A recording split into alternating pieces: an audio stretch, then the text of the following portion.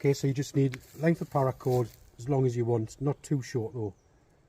So we'll start off with a reef knot, which is left over right and tuck it under, and then right over left and tuck it under, and that will produce a flat non-slip knot. Then so you end up with a loop. Okay, then to make your prusik, you go to your ridge line, you lay that over the top of your ridge line, and you simply pass that through once, take it over the top, pass it through one more time. I tend to find that that's enough. You can do it another couple more times if you want. Twice. But if you look, it looks a little bit like a ram's horn. And then you just tighten that up a little bit like that, make it fit nice and snug.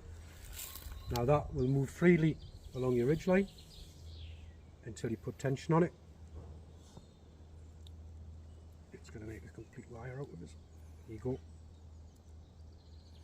First couple of times you use them, they will slip because it's new and it's shiny and this, that and other. You just got to cinch it up a little bit. There you go. The more tension you put under it, the stronger it holds.